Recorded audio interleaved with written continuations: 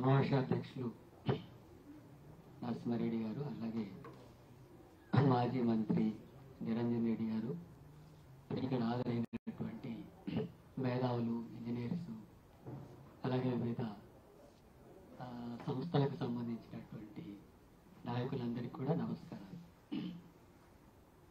శ్రీధర్రావు దేశపాండే గారు చాలా విషయాలని వివరించారు, అట్లాగే వెంకటేష్ గారు కూడా వివరించారు. ఈ నదీ జలాల పంపిణీకి సంబంధించినటువంటి వాటిలో న్యాయమైనటువంటి వాటాను సాధించుకునేటటువంటి అంశాల్లో మనం గట్టిగా నిలబడి పోరాడి సాధించుకోవాల్సినటువంటి అవసరం ఉంది. ఆ విషయాల్లో మనకు రావాల్సినటువంటి వాటాను సాధించేటటువంటి విషయంలో దానికి పూర్తిగా సిపిఎం పార్టీ మద్దతు ఉంటుంది. ఆ పోరాటంలో కూడా భాగస్వామ్యం అవుతుంది. వెంకటేష్ గారు చెప్పినట్టుగా తెలంగాణలో 1,75,00,000 ఎకరాల భూమి సాగుకు యోగ్యంగా ఉంటే వాటన్నిటికీ సరైనటువంటి పద్ధతిలో నీటి వనరులను ఉపయోగించుకునే స్థితి వస్తే తప్పకుండా తెలంగాణ వ్యవసాయ రంగంలో కానీ, పారిశ్రామిక రంగంలో కానీ, అట్లాగే ఆర్థిక రంగంలో, సామాజిక చైతన్యంలో, సాంస్కృతిక రంగంలో పెద్ద మార్పుకు దారితీస్తుంది. అందుకని అంతటి కీలకమైనటువంటి అంశాలు కాబట్టి మన తెలంగాణ వెనకబడటానికి కానీ, ముఖ్యంగా ఉమ్మడి మహబూబ్ నగర్ వెనుకబాటుకు నీటి అవకాశాలు లేకపోవడం అనే దానివల్లనే వలసలు, తీవ్రమైనటువంటి పద్ధతుల్లో పేదరికాన్ని, వీటన్నిటినీ కూడా సూచినటువంటి వాళ్ళు. అందుకని ఆ సమస్యను పరిష్కరించుకోవడం కోసం ఒక ప్రయత్నం జరిగింది. మరింత ముందుకు సాగాల్సినటువంటి అవసరం ఉంది. ఇప్పుడు రాయలసీమ ఎత్తిపోతల పథకం ద్వారా శ్రీశైలంలో మధ్య భాగం నుంచి రోజుకు 3 టీఎంసీల నీటిని తీసుకుపోవడం అనేటటువంటి జరిగితే అది కల్వకుర్తికి, నట్టంపాడుకు, వీటన్నిటికి సంబంధించింది నీటి వనరులు తగ్గిపోయి మహబూబ్ నగర్ జిల్లాకు తీవ్రమైనటువంటి నష్టం జరుగుతుంది. అట్లాగే ఇప్పుడు గోదావరి నదీ జలాల విషయంలో, బలకచెర్ల విషయంలో కూడా వరద నీటిని ఉపయోగించుకోవడమే కాకుండా ఇక్కడ నికర జలాల్లో ఉపయోగించుకునేటటువంటి పరిస్థితి ఇవన్నీ కూడా వచ్చే నేపథ్యంలో అది కూడా ఇబ్బందికరంగా మారేటటువంటి పరిస్థితి ఉంటుంది. శ్రీధర్రావు గారు చెప్పినటువంటి దాంట్లో నీటి వనరులని 2 రాష్ట్రాలకు కూడా న్యాయబద్ధంగా నీటిని పంపిణీ చేసుకోవడంతో పాటు ఏ రకంగా తక్కువ ఖర్చుతో ముందుకు పోవడానికి అవకాశాలు ఉన్నాయో ఆ ప్రతిపాదనలు కొన్ని ఆయన చెప్పారు.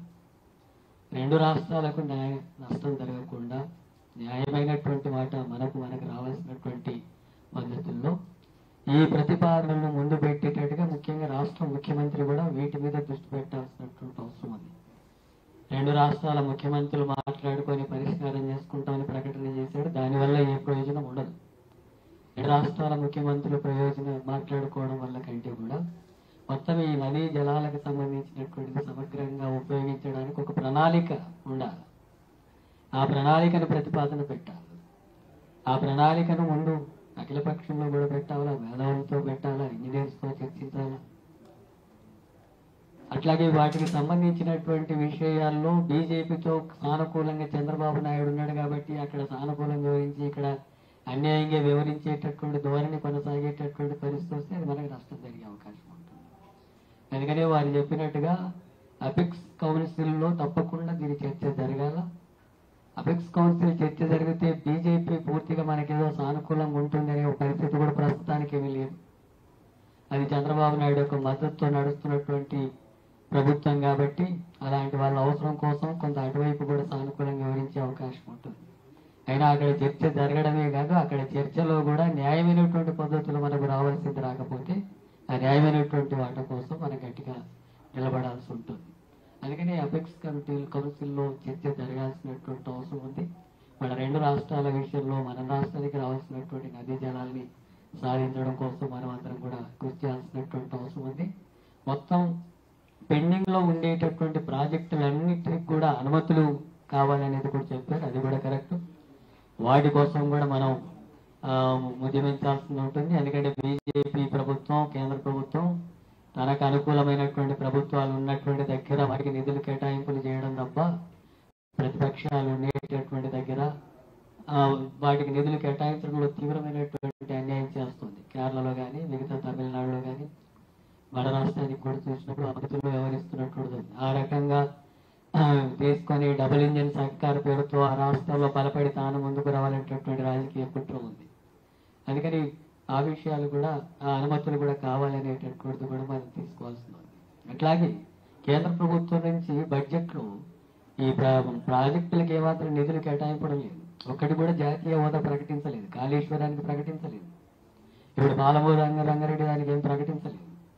మరి కేంద్ర ప్రభుత్వంలో బడ్జెట్లో మనకు రావాల్సినటువంటి నిధులు రావాలి కదా. ఇప్పుడు పోలవరంకి ఇస్తానంటున్నాడు తప్ప ఇక్కడ వాటి గురించి మాట్లాడడం లేదు. అందుకని కేంద్ర ప్రభుత్వం నుంచి కూడా ఇలాంటి తీవ్రమైనటువంటి మనకి నష్టం చేసేటటువంటి విధానాలు ఉన్నాయి. ఆ విషయాల పట్ల కూడా మనం ఐక్యంగా పోరాడాల్సినటువంటి అవసరం ఉంది.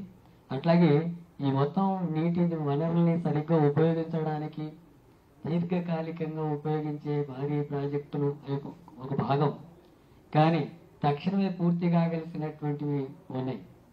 ఇప్పుడు ఉదాహరణకు వారు చెప్పిన దాంట్లో కూడా వచ్చింది 46-47 వేల చెరువులు ఉన్నాయి.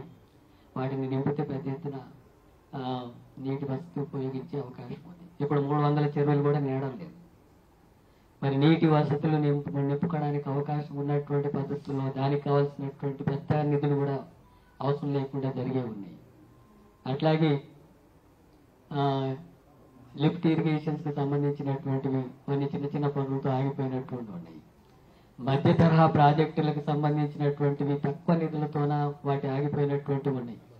అస్మాబాద్ దగ్గర జగన్నాథ్పూర్ దగ్గర అది 15,000 ఎకరాల భూమి సాగు చేయడానికి పనికొచ్చేటటువంటిది. ఆ రోజుల్లో 60 కోట్లు ఖర్చు అని చెప్పి ప్రతిపాదన పెడితే 15 ఏళ్ల కిందట ఇప్పుడు అది 260 కోట్లకు వచ్చింది.